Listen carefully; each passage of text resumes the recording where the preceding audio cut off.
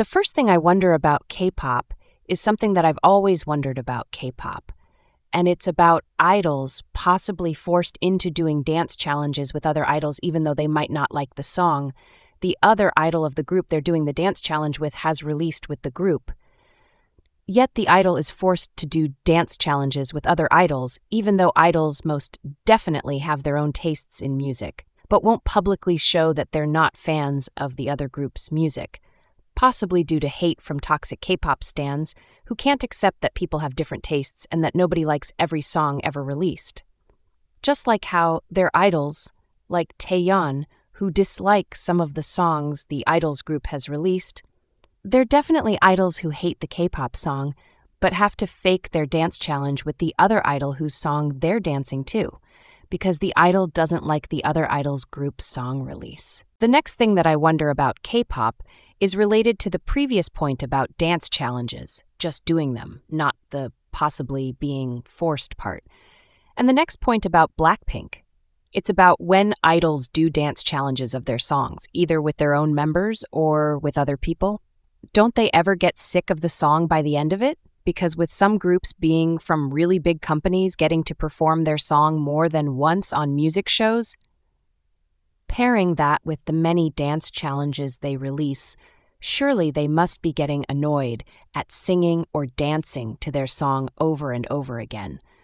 I know I feel the same when I go through the group's account and see the many shorts on the same song being done, when it's not really needed for them to make so many shorts of them dancing to the same song over and over again. The next thing that I wonder about K-pop is another one related to the previous point about dance challenges, just doing them over and over, not the possibly being forced part. But do Blackpink ever get tired of performing their songs live? Compared to other third-gen groups like Twice, Red Velvet, Dreamcatcher, and others, since their debut in 2016, as Google says, which IDK if it includes solo songs as well, it seems that Blackpink have only about 33 songs, and that is not a lot. Having 33 songs, being worldwide popular, and barely releasing music but performing in different countries and many shows, I do believe they probably get tired of performing their songs because of how much of a lack of music they have.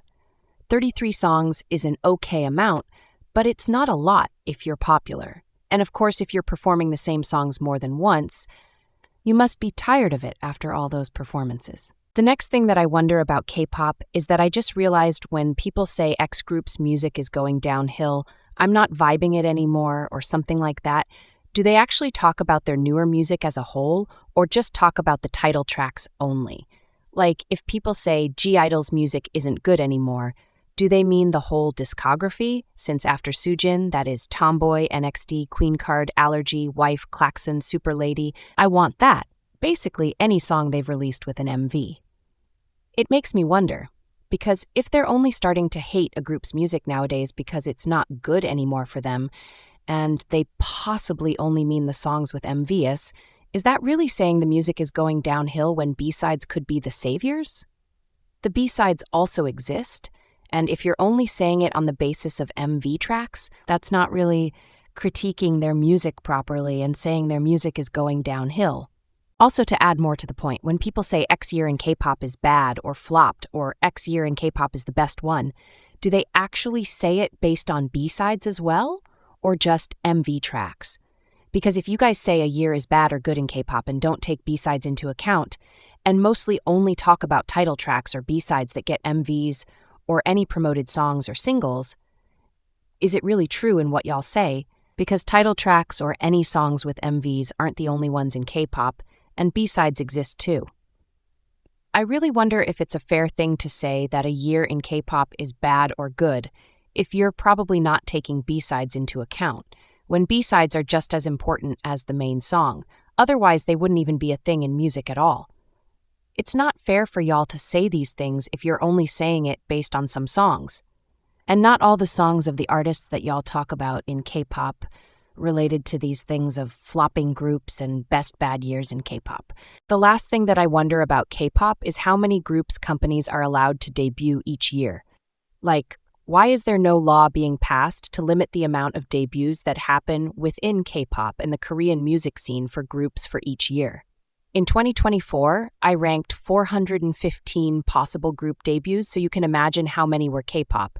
I don't understand how new groups can be debuted so easily because they just overfill the industry with little to no success rate for almost all of the debuted groups.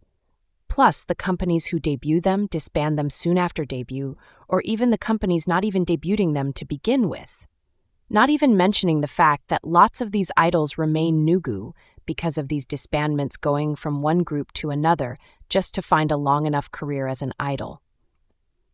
It's so sad how many idols don't get to debut, or do debut but face disbandment only to debut again somewhere else and face disbandment again until they've had enough. I promise to be with